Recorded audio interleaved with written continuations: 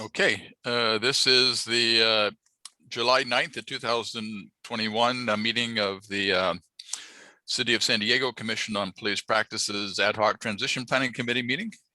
And I'm Doug Case, and I'm the chair, and I'll take roll by reading through the participants list. I'll just go through it in order. So I'm Doug Case, I'm the chair. Charmaine Mosley is the executive director of the commission.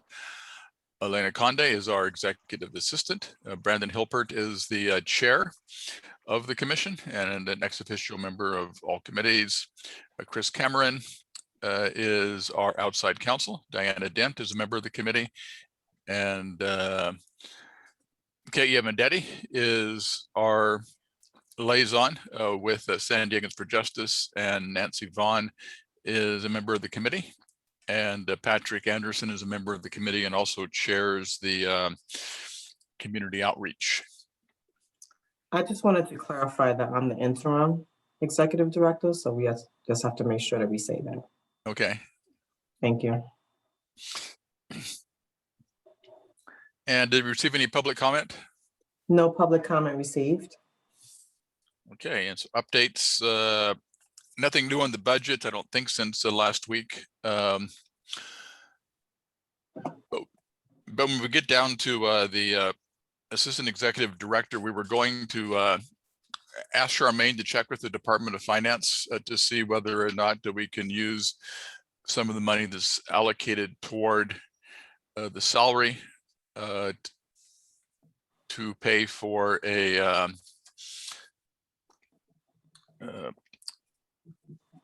search firm consultant contract, because we have funding as of July the 1st, and obviously we won't be having the person on board as of July 1st. And so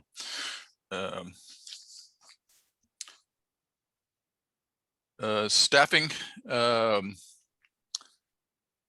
we're still in the process of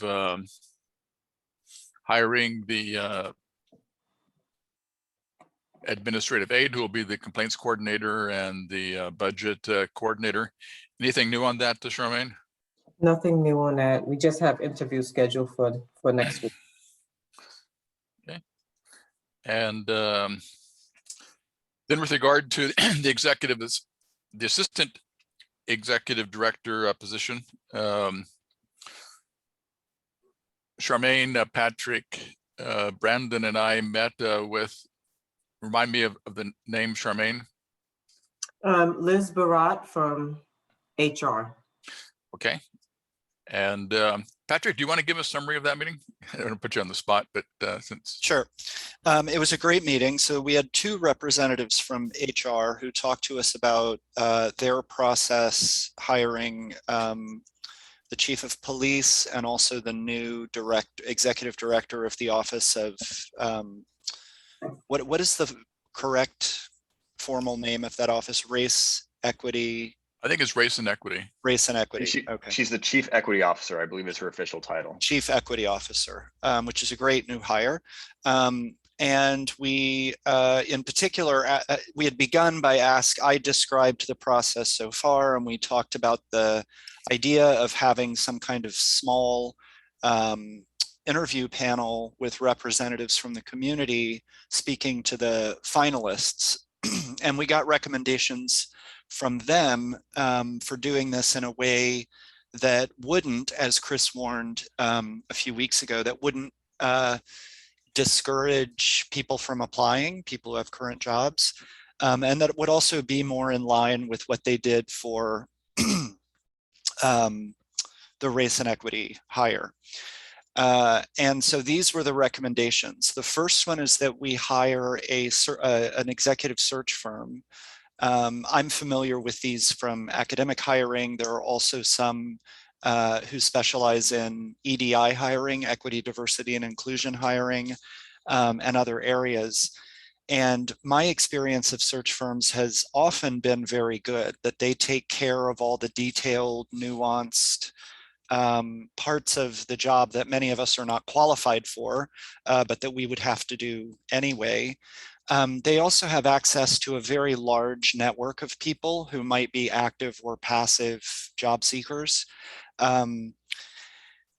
So the idea is that we would pay a reduced rate for assistance with a sort of scaled down version of them having full control of the whole search.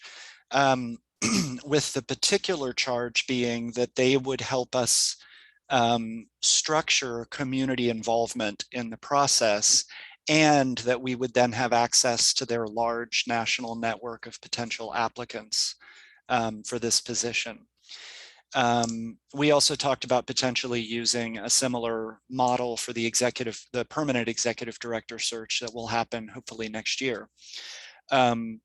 Another suggestion is that I was really happy to hear about was that we involve the community a bit earlier than we've been talking about. So rather than just having an interview panel or whatever, now that we have the job description in good shape, we bring in community members to actually help us develop essentially the publicity materials for the search. So a brochure about the search, email, help us design the email that would go out about the search and so on. And so we get community involvement at this earlier stage. And then later on, they suggested that we have a community panel of 5 or 6 representatives who would be responsible for going from the long list to the sort of semi-final list, essentially, of finalists. So let's say we received 200 applications for this job or nominations from people. The search firm would be responsible for winnowing that down, cutting that list in half, essentially, removing applicants who don't have the necessary qualifications, who have no experience, who have no executive experience or community experience, and so on. And then the community panel would come in at that stage, again, 5 to 6 people who sign a non-disclosure agreement or a community, and what did they call it? A community confidentiality agreement or community partnership agreement. It's not a legally binding document for this kind of process, but it is. It does sort of build a kind of expectation of confidentiality. The community would then get us from that, let's say 100 applications down to, let's say 20. And then our hiring committee, which would be made up of commissioners, city staff, and maybe one, sort of like Kate, maybe one representative from that community panel to get us from that smaller list to the final list. I may be building in an extra step here because I think they're assuming a smaller group of applicants. So in their model, that community panel got them down to the finalist list, essentially, to the group of 3 finalists. And then it was the city committee that made the decision among the 3. But I suspect we'll have a larger applicant pool for this position. Because it's not at the level of a full city director or chief equity officer. So that's what I remember. The 4 of us, Charmaine, Brandon, Doug, and I, really liked this idea. And we just had a great conversation with them. They were very helpful and generous. They said they would share their materials with us, share the budgeting stuff with us. And they also made a really good point, which is that we need to make sure we have an HR rep sitting in on all of these committee meetings to make sure that no federally protected categories, the questions you can't ask, we need someone sitting in to make sure those questions don't get asked, and to deal with what happens if they do. So questions like, are you pregnant, or questions that we're federally prohibited from asking. Am I summarizing it appropriately, Doug? No, I think that's good. So our next step is, well, Charmaine has sent the job description to personnel. And so that's in process, and we're going to wait to hear back from Charmaine whether or not we can use some of the money allocated for salary for executive search. Nothing really new on the implementation ordinance and standard operating procedures other than what we're going to talk about under new business. Nothing on office space since last week. Standing rules.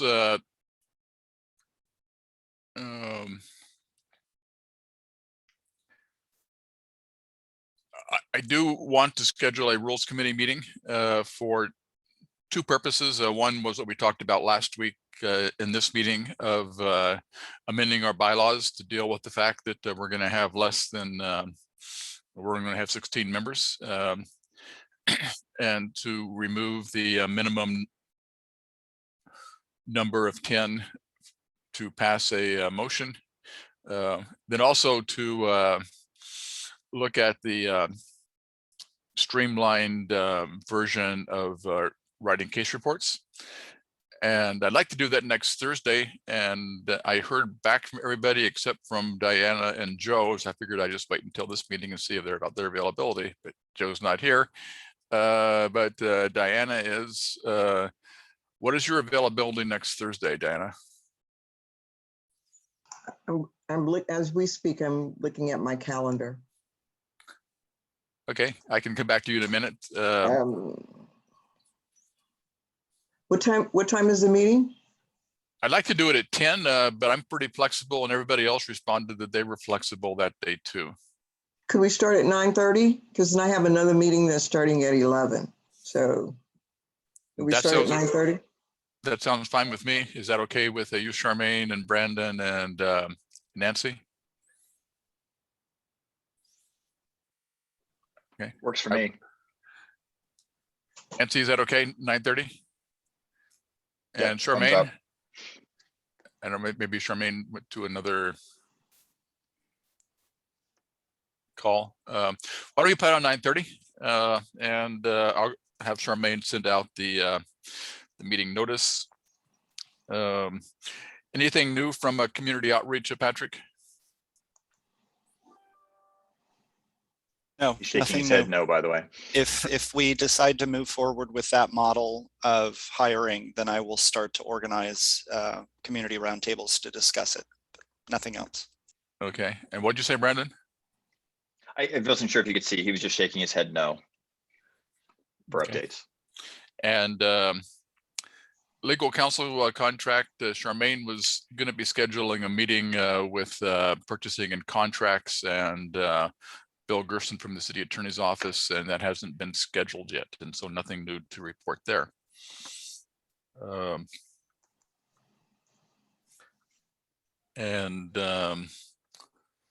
that then brings us to, we have no unfinished business. And so for the implementation ordinance, we were going to continue. Well, I guess maybe this was unfinished from last week. Last week, we talked about the selection process for the commission, which we completed, but we didn't really get very far in terms of the commission itself. We had some preliminary discussion, and so that's where we'll begin today. And depending upon how involved the discussion gets, we may not get too much beyond that today, but that's what our goal is. The issues are, I think there seems to be, from what I can tell, an agreement that we should stick with the proposed 25-member commission with 2 seats being reserved for youth 18 to 24.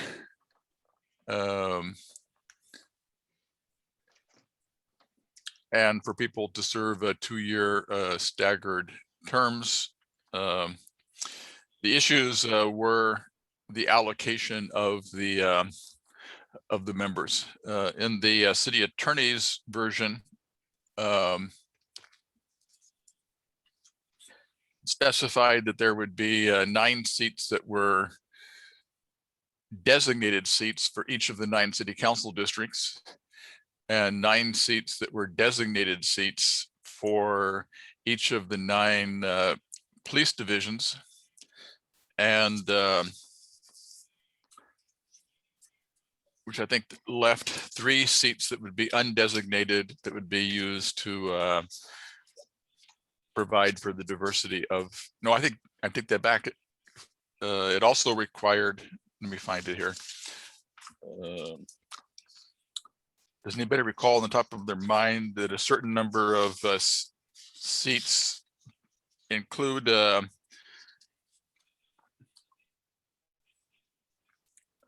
census tracts for low income? Let me see if I can find that.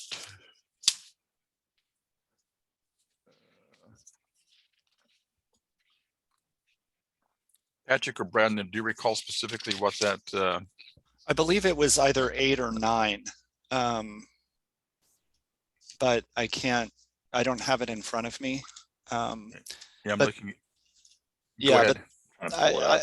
I was just going to say, this is a point that they built in lieu of the better way of achieving the goal.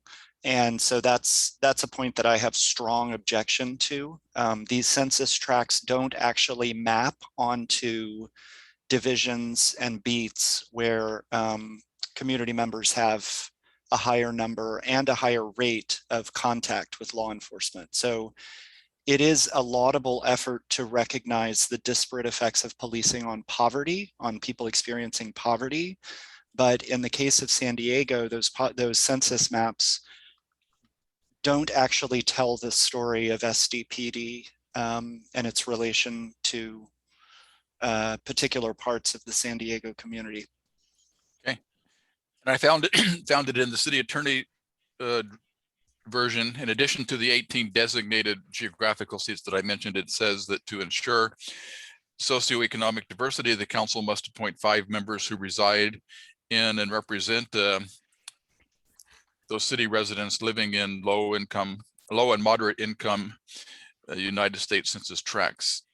And since it says reside in and represent, my interpretation of that would be that they also would be designated seats. And so it sounds, in reading the city attorney's draft, that all 23 seats would be designated for people who were in specific,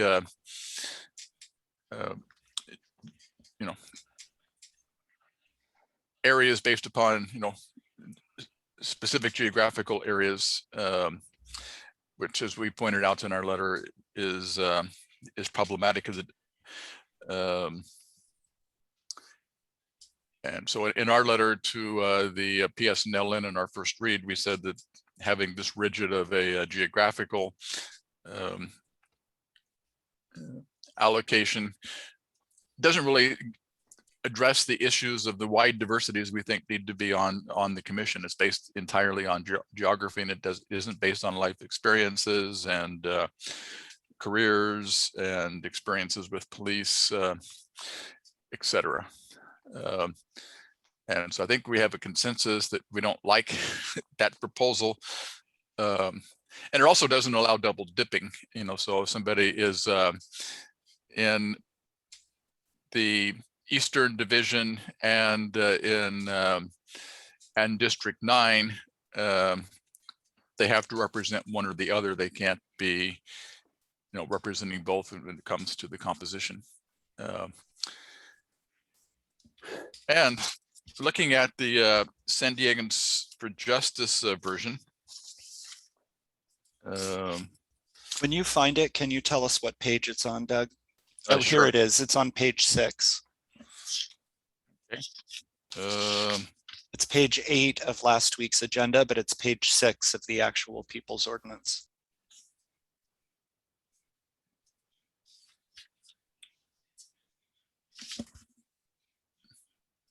Page 6. Yeah, I see page it. 6, it's commission composition and member qualifications. I see it on page 11 of what was sent out with our agenda.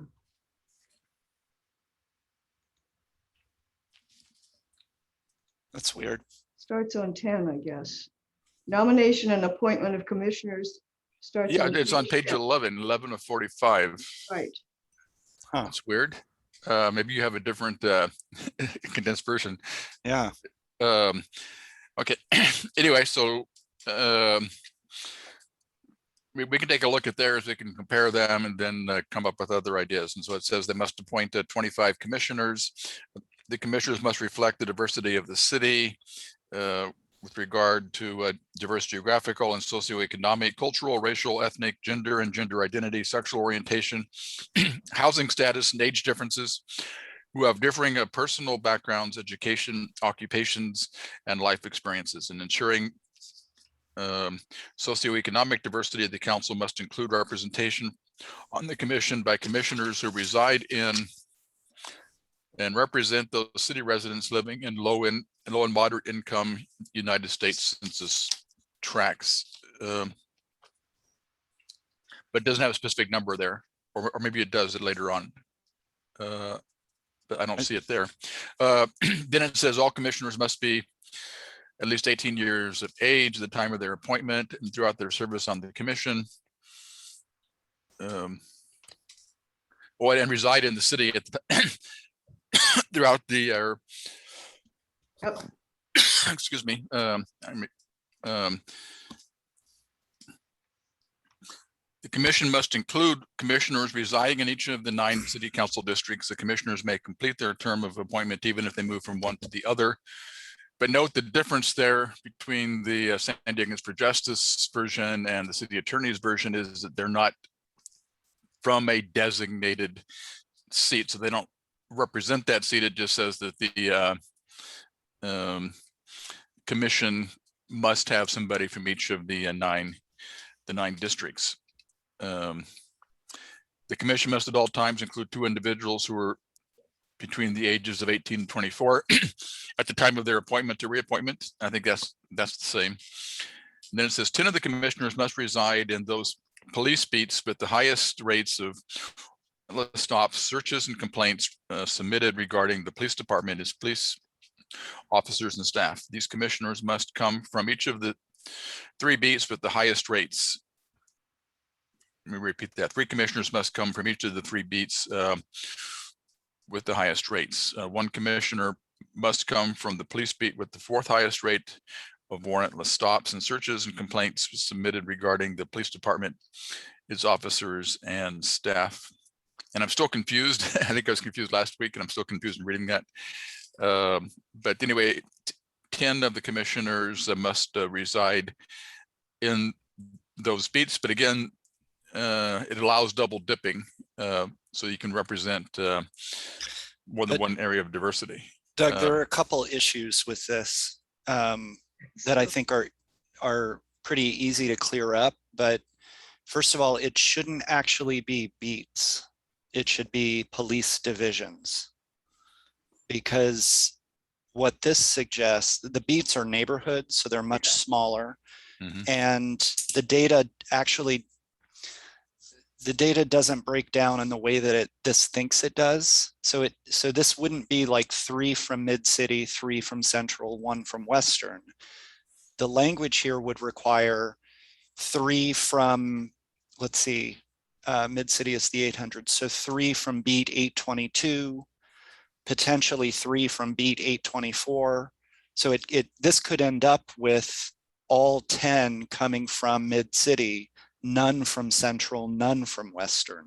That's a very good point. So I think but I think we need to talk to San Diegans for Justice about this, because there is concern that the data from beats paints a very particular picture about neighborhoods, street corners, city blocks, where there are concentrated higher rates of warrantless stops. The other issue here is that it's combining. So I know where this comes from. It comes from the data that came out of, I think it was Community Roundtable 4, where we looked at, and I was talking with Charmaine about this data in advance of this meeting. So there are multiple sources of data that lead to this distribution. The first source that I put together is CRB's own data on historical complaints. The problem is that data is partial. It is not fully representative.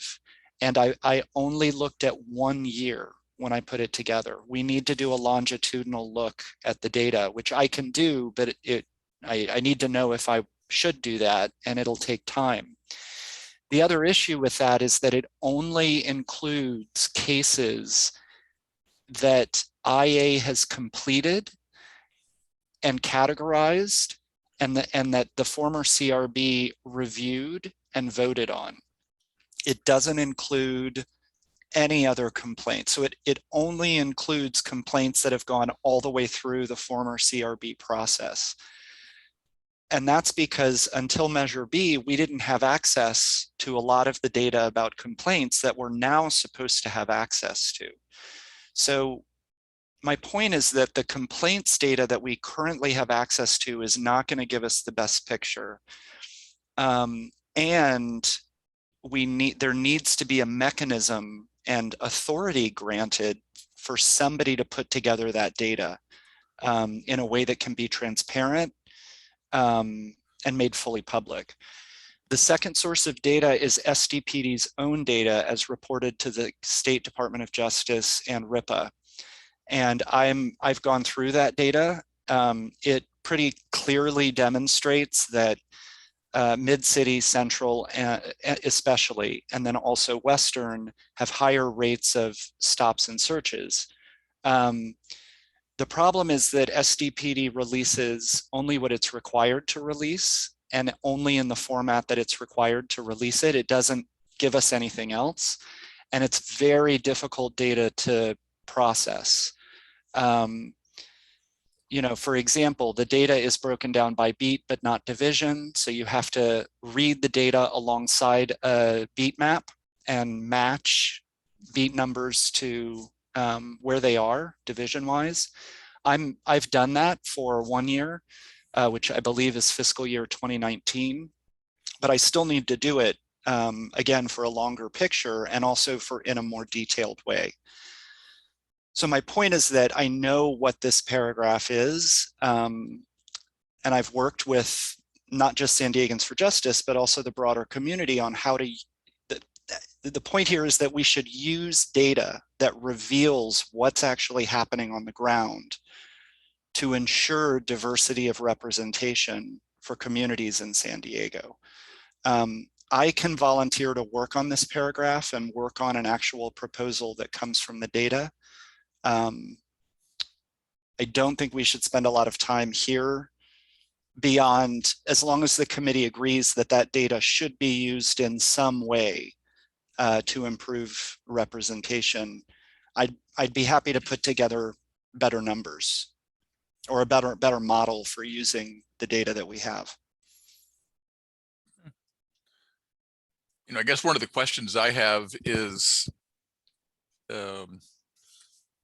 putting too much detail into the ordinance. You know, for example, what is the time frame for the data? Are you looking at the previous year? Are you looking at the previous 5 years?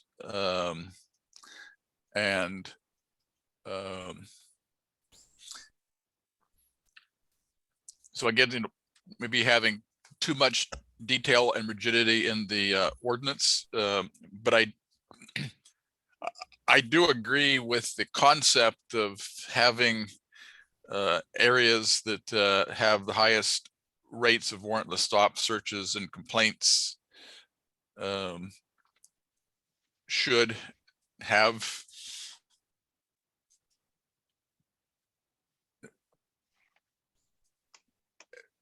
representation. In other words, that should be a weighted representation that that includes that. I don't know the best way of doing that, and would you like me to put together some possibilities? Yeah, well, let's see how other people feel about that.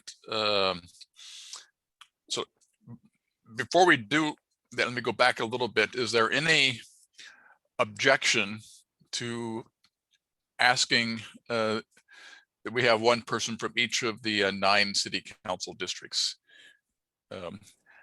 I personally favor that for 2 reasons. One is that it does guarantee that we have somebody, from throughout the city. And it also is politically expedient because each of the council members in the city council has to approve that, is going to want to make sure that their council district is represented. But I like the way that the San Diegans for Justice have laid it out so that a person can fill more than one qualification. And they also, further indicate if they can't find somebody from a district, they can document that and fill somebody, like from an adjoining geographical requirement and so forth, as long as they document that to the city council, and that's on the bottom of page 12. But going back to my first question, is there anybody who objects to having each of the 9 council districts represented? Okay, so seeing no objection.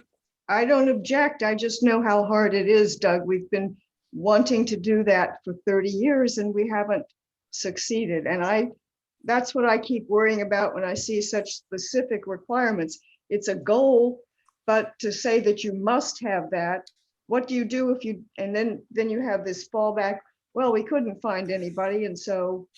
Well, I mean, their wording here is that if the commission, after a diligent search, cannot locate an individual who fulfills one of the geographical requirements for composition of the board, it may nominate an individual who most closely meets the requirements that needed to be filled. The commission must, however, explain in writing to the council to the extent the efforts that were made to locate it.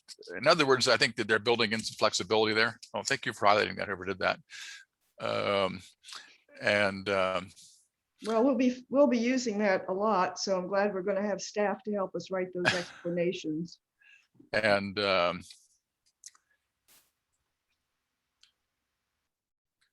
so, okay, and then so the next question is,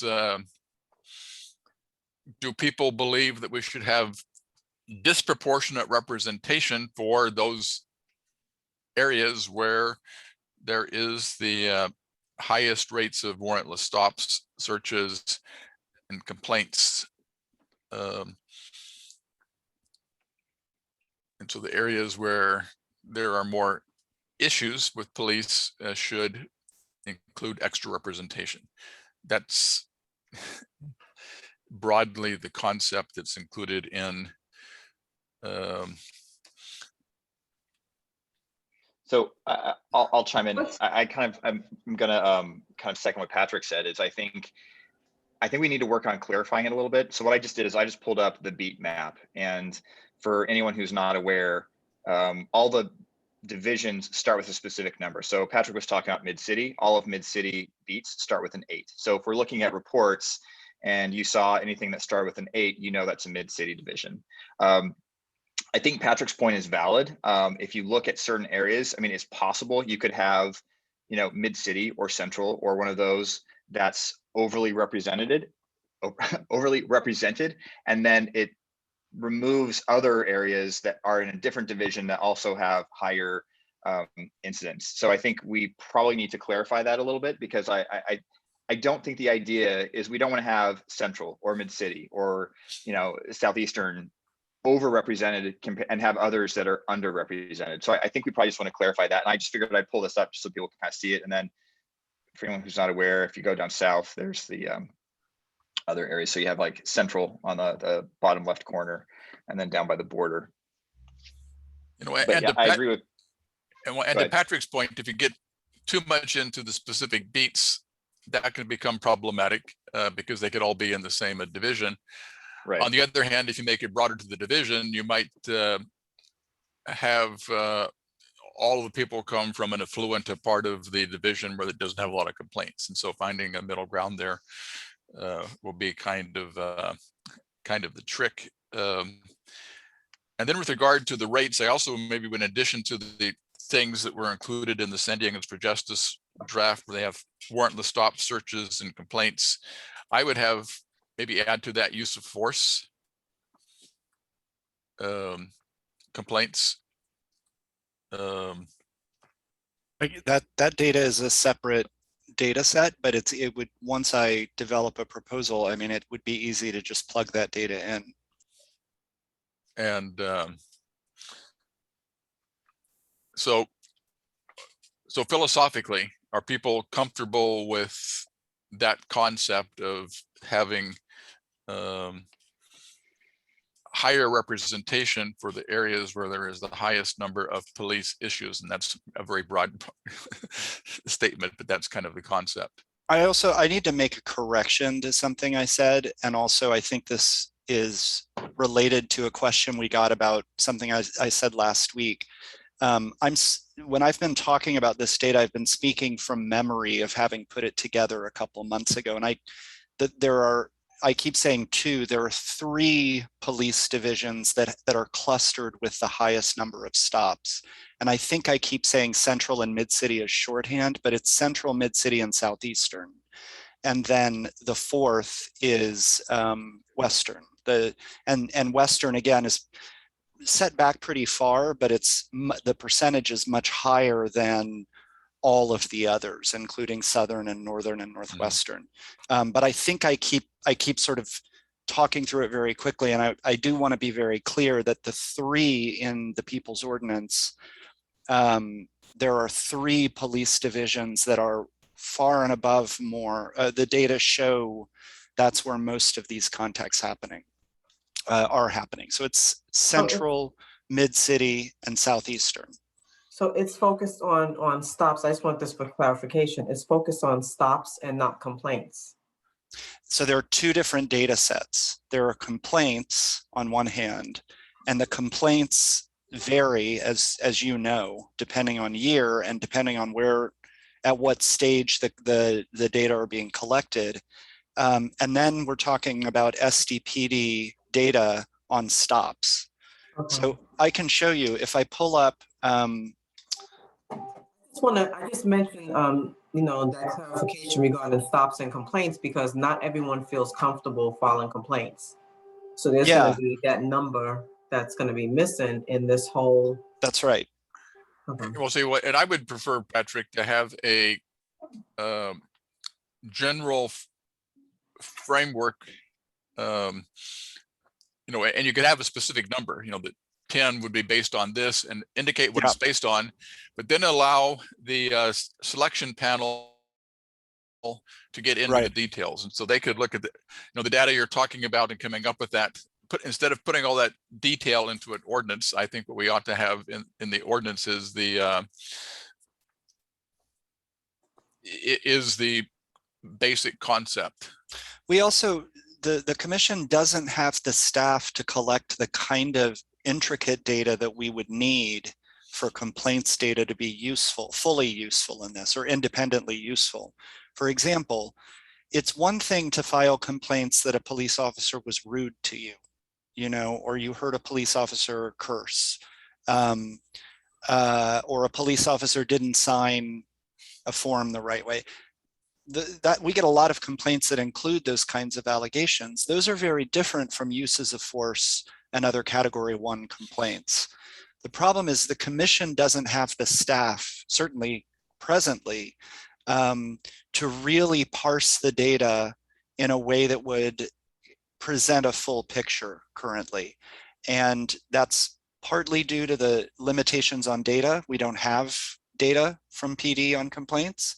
It's partly due, as Charmaine said, to the stage at which that data come in. It may take longer to review a number of different kinds of complaints or complaints from particular areas, so they may not be reflected correctly.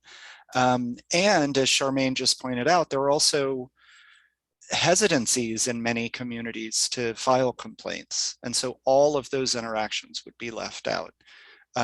So I agree with you that some combination of data needs to be used, and there needs to be flexibility built into the system that still holds the commission accountable for this kind of representation, but that permits flexibility because the data might change too over time. Exactly.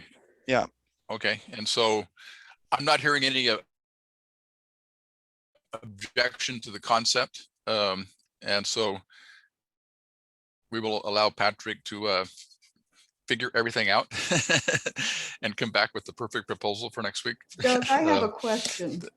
Just so that I'm on the same page with you guys, can you give me the rationale for using this concept?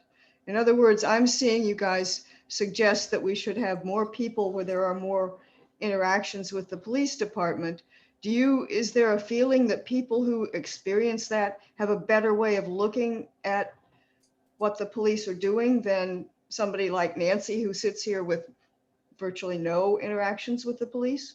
Yes.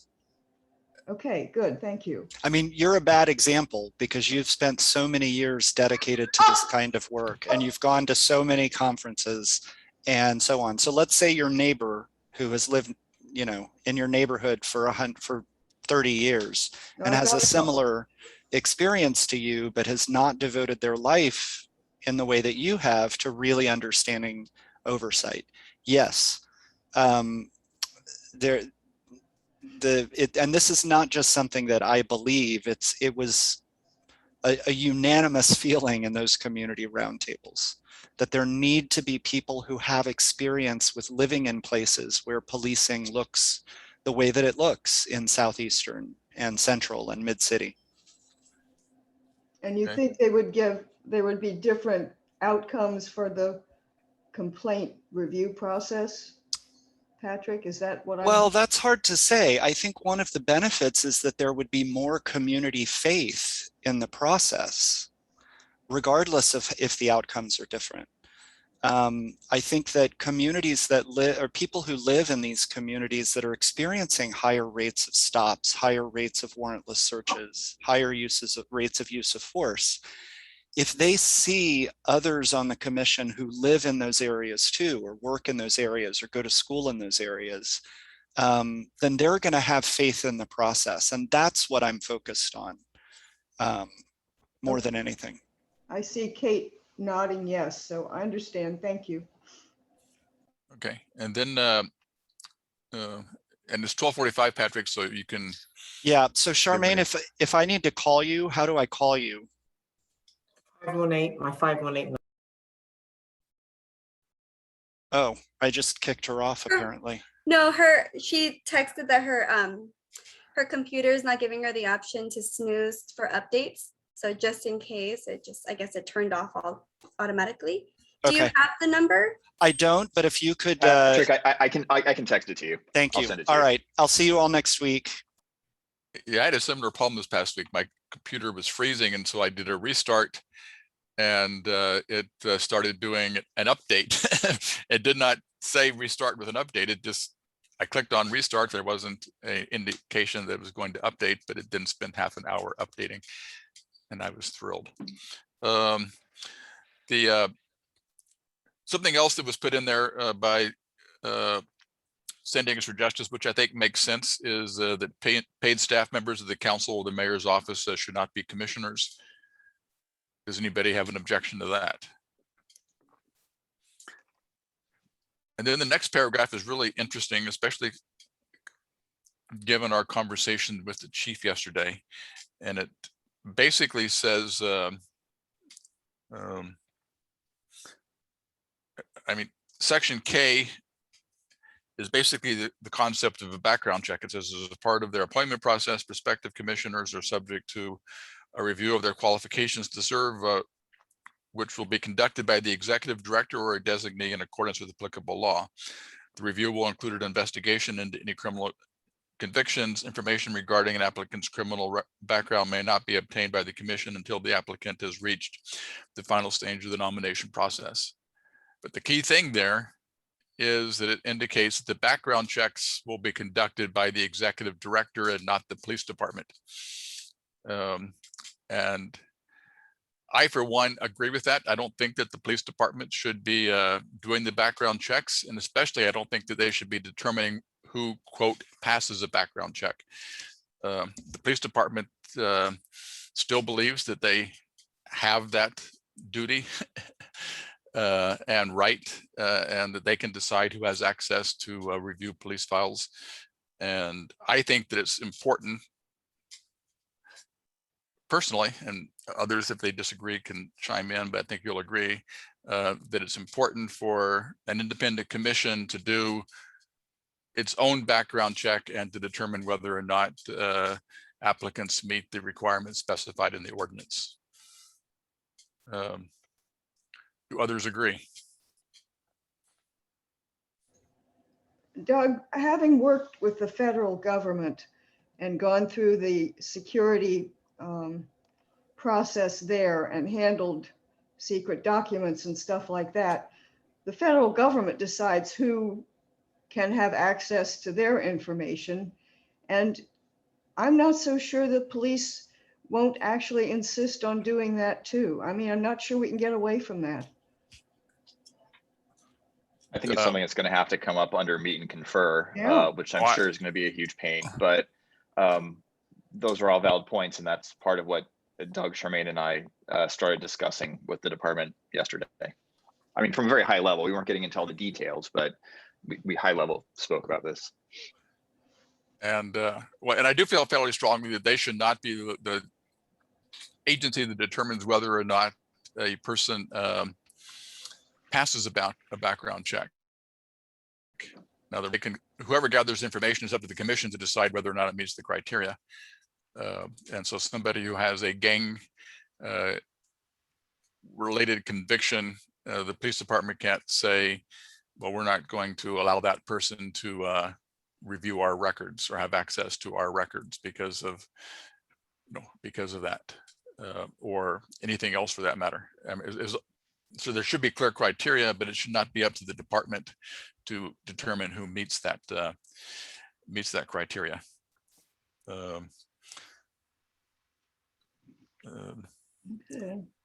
And the well, is there any, if anybody disagrees with that? Now, in terms of who does it, well, it does say executive director or designee, and so there may be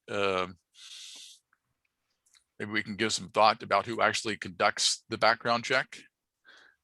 And it could be, a background check that uses the data from the department. But,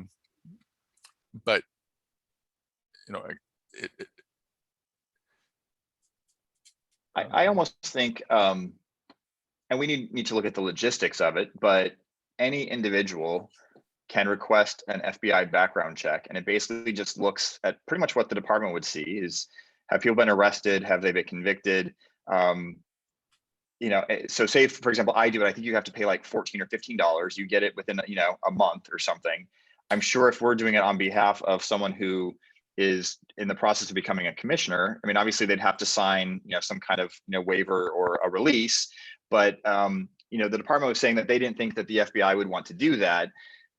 I mean, would they want to do it for free? Maybe not, but I think there's got to be some way where we can get data independent of the department. And I'm thinking the FBI option makes sense because they're still pulling the same data. It would show convictions, et cetera, arrests. We can then decide whether or not that is a disqualifying event if someone has something like that on there. And I think that way we're pulling the department out of it, so they're not part of that process. And then we can try to keep it as clean and simple as possible. Now, I think logistically we have to figure out how does that work. As a quote employer, would we be able to do that directly with the FBI? I'm not sure, but I would personally feel more comfortable running it through the FBI rather than the police department. okay. And I forgot to mention that the both the city attorney version and San Diego's for Justice version have essentially the same language you recommended regarding current and former law enforcement personnel. The only difference is that they both increased the period of, well, we made an exception for people who were involved in law enforcement outside of San Diego County, and we said they had to have been separated from law enforcement for at least 3 years, and it was changed to 5 years, which I'm comfortable with. And so there seems to be a consensus on that. I do have some concerns about the next section of San Diegans for Justice. Who was putting documents up? Is that you, Brandon? That's me. Do you want me to put it up again? Yeah, put it up again.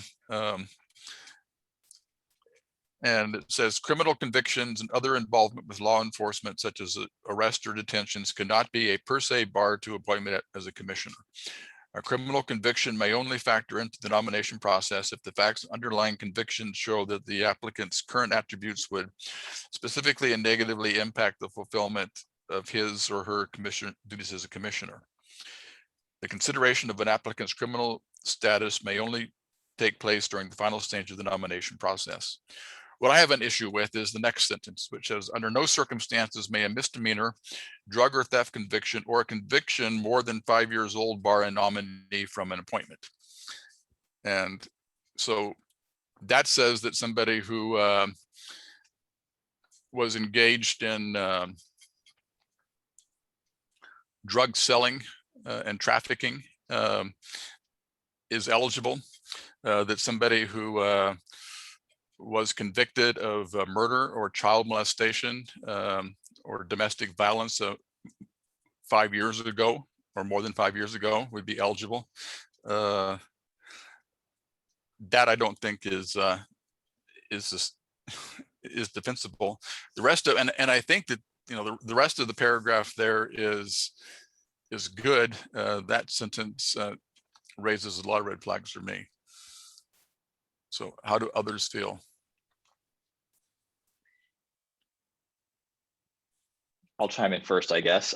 Doug, I agree. I mean, I think what we need to do is, if anything, we need to strengthen that sentence to add more clarification. I mean, the idea is, I mean, if you got arrested for, I don't know, check forgery or something like that, 5 years ago, fine, I don't have a problem with that. But I agree, if someone, was convicted of murder or, weapons charges or something like that, I think that's something that, even maybe after that 5 years, maybe needs to be addressed. The flip side is, if someone was in a gang 20 years ago and they've since, cleaned up their life and they're, trying to do the right thing, I don't feel like that past membership in a game should disqualify them. So I think we just need to sharpen up that sentence to make it more clear of what exactly should be a disqualifying event. So, well, do we need that sentence, I guess is my question. Well, I just have a comment. I mean, this was a really important part of the community input. And basically what that sentence is saying is it's not an absolute bar, that the whole idea of people who have convictions can and hopefully are rehabilitated, and that it's not an absolute bar. If that comes up, they say, well, no matter, how wonderful this person is, if they have now become, a minister and citizen of the year and whatever, they cannot be on the commission because they've had this misdemeanor, or they've had a drug conviction, or they've had some other really bad conviction more than 5 years ago. That's all it's saying. It's not saying that it can't be considered. Okay, but since we have the first sentence, which says criminal convictions and other involvement with law enforcement, such as arrest or detention, cannot be a per se bar to appointment on the commission, doesn't that cover it? Well, I guess that's the question. I mean, we always say this, I'm not an attorney, that's why we have them here. But I mean, I would say an arrest or detention is different from a conviction, because I could be arrested. Let's make it even more simple. I could be detained for a drug-related issue and then no charges are brought. That's different than if, I was arrested and convicted of a drug-related issue. I mean, I would say, though, I would argue those are two legally different things. But again, yeah, but both sentences have convictions. It says criminal convictions cannot be a bar per se, and then it says under no circumstances may specific convictions that are more than 5 years old be a bar per se. I mean, it seems like that first sentence is, covers it. It is. It's more inclusive. Yes. And so I don't think that the last sentence is necessary and creates problems. And so I guess my recommendation would be that we take out that last sentence, with the argument being the first sentence is covering it. I agree with you, Doug. And I'm okay with that too. Yeah.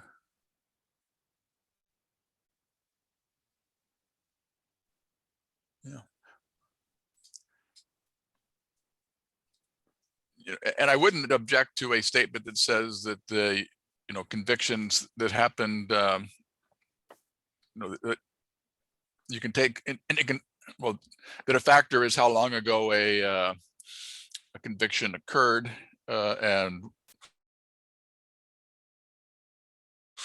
what evidence there is of rehabilitation. But I think that also is unnecessary because So can I just interject a little bit? please. I think you're on the right track. What I think in normal circumstances, you would see an ordinance like this speaking to an entity that was then going to come up with implementing administrative policies or procedures. And so this would be saying, don't make an absolute bar to certain particular crimes or length of time since them or severity. But in this case, since it's the council that appoints, there isn't going to be further promulgation of regulation in this area by the commission itself in all likelihood, given who has the power or duty to appoint commissioners. But in other circumstances, I would see that as saying to you all, hey, when you're fine tuning all this and coming up with those policies, here's one place you can't go. You can't make an absolute bar to these three things. But since I think that that's unlikely, I think you're on the right track in terms of your sentiment on this. That's all I'll say. Well, and actually, I think this, keeping the first sentence as it is and removing the last sentence actually makes the first sentence stronger. But I think, the first sentence really says it all. It says criminal convictions and other involvement with law enforcement, such as arrests or detentions, cannot be a per se bar to appointment as a commissioner. And if we're going to have any that are per se bars, we should specify what those are. And I forget whether or not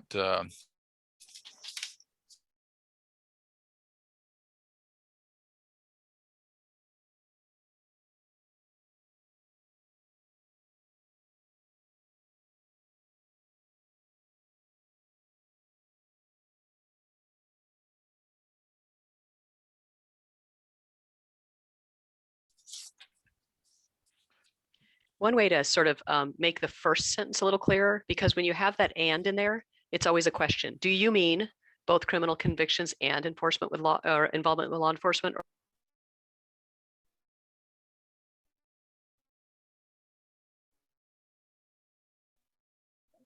Okay, so say that again. So at the beginning of number 1, it would say neither criminal convictions nor other involvement with law enforcement, and the rest of the sentence stays the same. Then you have to change cannot to shall. Sorry. Thank you, Nancy.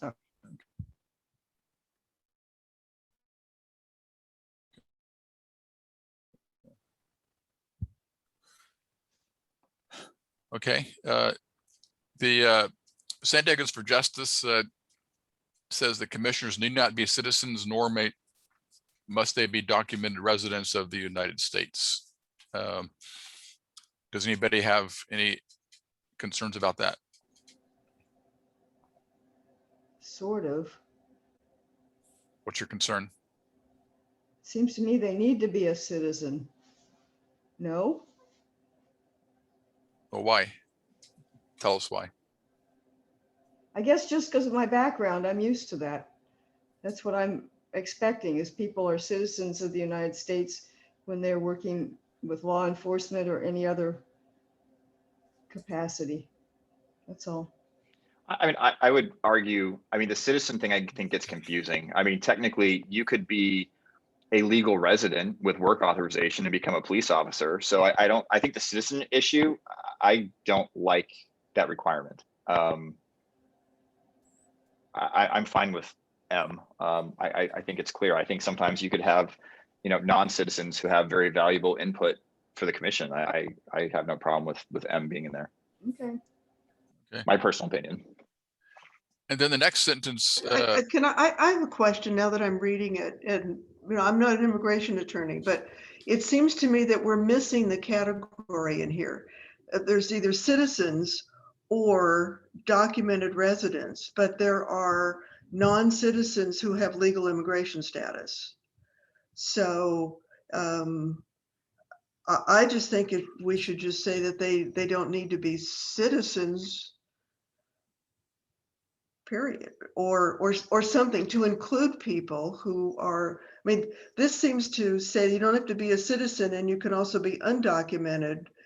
But what about people who are documented that are not citizens? That is left out of this sentence. I guess that actually raises an interesting question that I hadn't thought about. Is legally, commissioners are unpaid employees of the city of San Diego.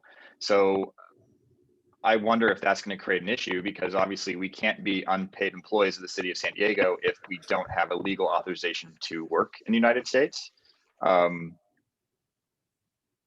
So, I mean, I again, guess I'm Is that kind of right? wondering how, I thought commissioners were volunteers. yeah, I was going to say, I We're- think if they're we're calling vol- them we're employees, volunteers, but we are legally considered to be unpaid employees. So like if we're doing a ride along or we're doing a meeting and we get injured, we get city workers comp. So I think that makes it a little complicated. I mean, now that we're independent, I'm not sure how that changes, but I don't know. We probably need to, I mean, again, I'm not an think we- immigration or labor law person. I have no idea.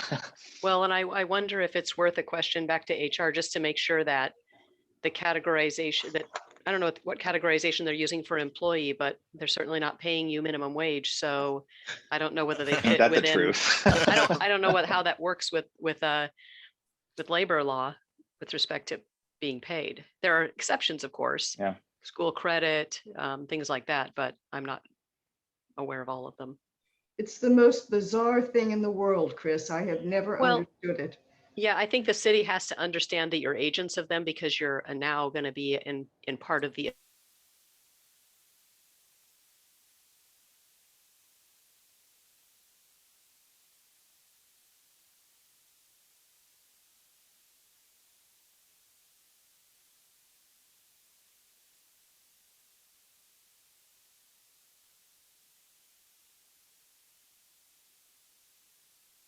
employment process. Yeah, I think that's a reality, but there are a lot of Yeah. people who are legal residents. Oh, for And sure. that does not seem to be included in this sentence.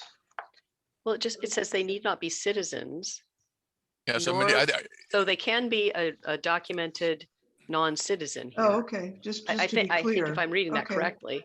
yes, Okay, I would keep it the way that it is, Yeah. so that it's clear that an undocumented person is eligible, but I think as a practical matter, what Chris says is correct. You may not find many people who are willing to serve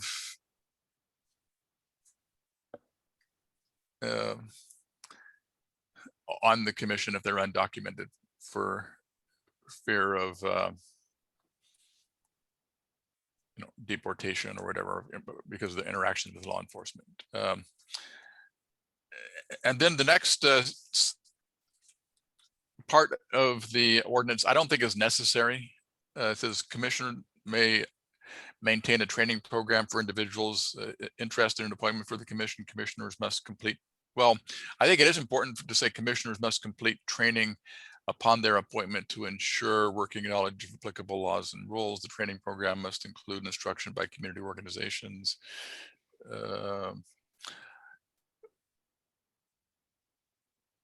Yeah, maybe I changed my mind in reading it. I think it probably is important to have in there.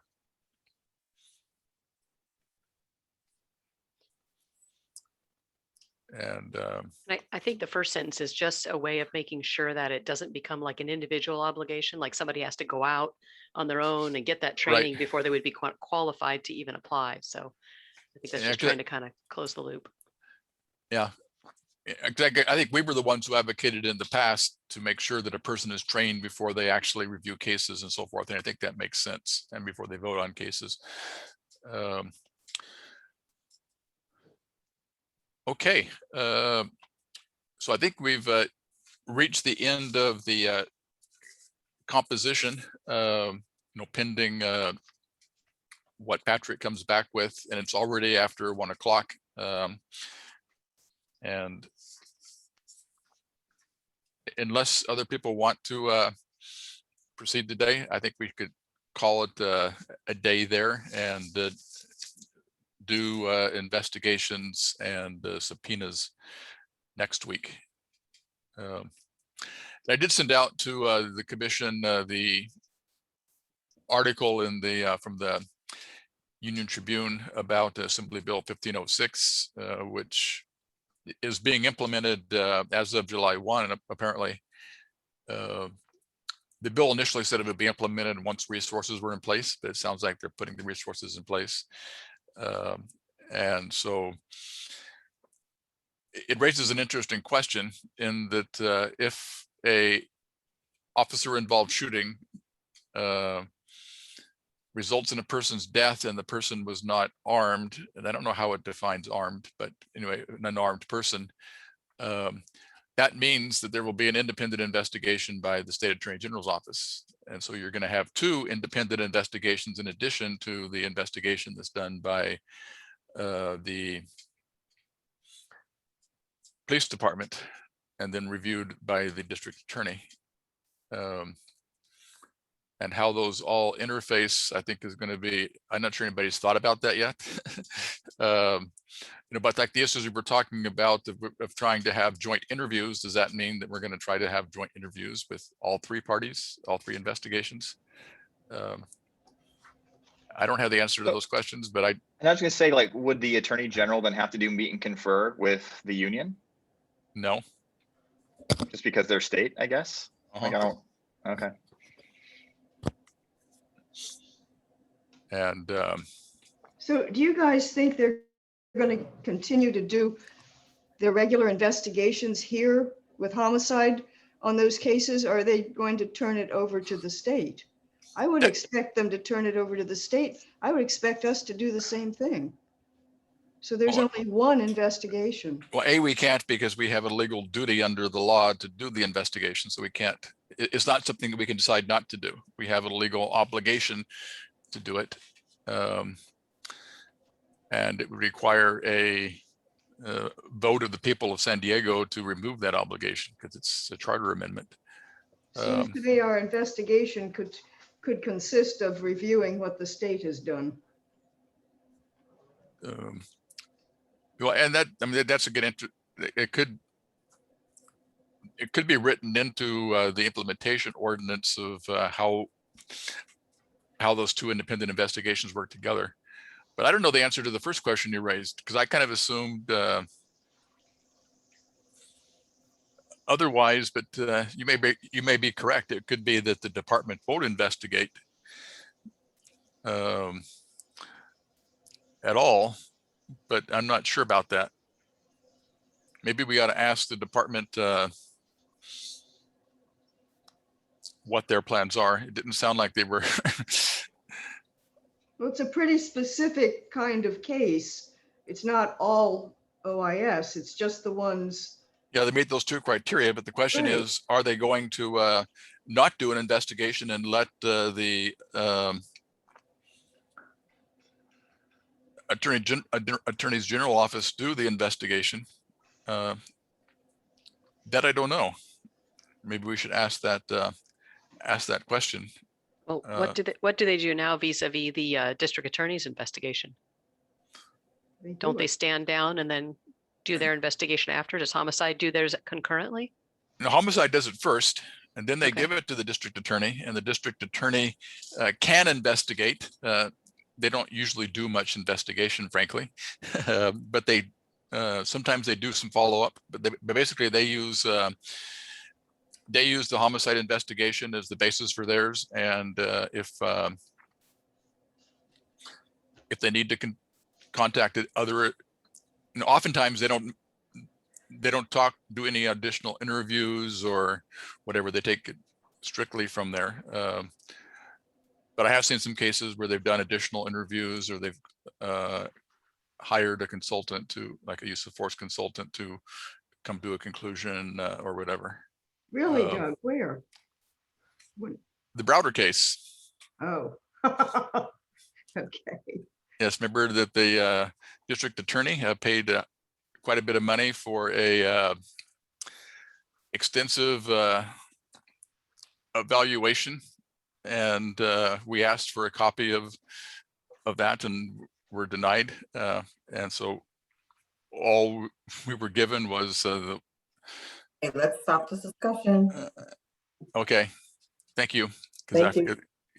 Yeah, because we can't, this is Yeah. an open meeting, so thank you. Sorry about that, Charmaine. Okay. But when Nancy asked the question and I answered the question, I sorry. should have answered it. Yeah, so that was, although that information is public information under 1421, so we're not releasing any confidential information, but yeah, and it is, I mean, it is public that the district attorney's office did do its own investigation and included a consultant, and that information was in the DA's letter, which is a public letter, and so we didn't disclose anything that's not public. But good point, Charmaine. Okay, so I think that we are done for the week. Chris, I did resend my email to the executive director of Oakland's Oversight Okay. Agency, Thanks. and then I'll follow up in person next week. He could be on vacation or I never got any response at all. So I just did a resend, and I have his phone number from NACOL's directory, and so I can call him next week if he doesn't respond. And then, we had sort of a subcommittee for that next task. Sorry, I don't have my agenda back up, but do we have any more word on what we're going to do with that? We have not. Did you have a chance to ask Joan about that issue that you raised? Which one? The subpoena issue? No, the issue of the implementation ordinance indicates that once a permanent commission has been seated, the commission can develop. Well, it says adopt. So I think that, and I did have a conversation with her and kind of made her aware that, we saw that language. But I think as we read it, the issue is that then only the new commission may adopt those standard operating procedures. But I think you're correct that we can begin to move toward that. But if that were to stay within the implementing ordinance, you could not do the final adoption of those. Okay, and then how would that affect the meet and confer issue? Are they planning on doing two separate meet and confers, one on the ordinance and one on the procedures? Yeah, that's their intention. I mean, to the extent that the implementing procedures do something more or different than whatever's in the ordinance. Okay. And they probably will in some respect. Okay. So that'll make it even longer before we can actually do investigations. Yeah, particularly if they can't be adopted until there's a new commission, because then you wouldn't be much purpose in trying to do a meet and confer on draft provisions that may or may not be the will of that new commission. Okay. So I think I understand the intent behind it, but I'm not sure that it's practical. Well, I think it's just going to delay the process, but at least we can begin working on them now. And so what we were planning on doing is not prohibited. Yeah, and probably advantageous, and not in conflict with what their intent is. Correct. Okay, thank you for that. Mm-hmm. And our next meeting is next week. No other items or concerns unless people want to raise them. Charmaine, when you were off temporarily, I was asking if we can meet at 9:30 next Thursday for the Rules Committee. Does that work for you? Yes, it does. I'll send the meeting invite out shortly. Okay. And then we are adjourned then. So I'll see you all next week. Same time. Wait, sorry. Hey, I just realized next Thursday is the community bus tour that Charmaine and I are doing. Thursday? You mean Friday? Thursday the 15th. Okay, well, you said Thursday for the Rules Committee. Oh. And we can probably still do the Rules Committee meeting because I know that Doug wants to get it on the agenda, the open meeting agenda. So Brandon, if you want to go ahead and do the bus tour, I think that's in the afternoon now. That might be in the afternoon. It's from 7 till 5. It's all day. Well, our portion is from the afternoon. Okay. Well, I was gonna say, yeah, we'll figure it out. Okay. Okay, so we're still gonna do All right. 9:30. Yes, that's fine. Okay, then we are adjourned. So see you all next week. Okay, bye-bye. Thank you. Stop the recording. Okay, sorry.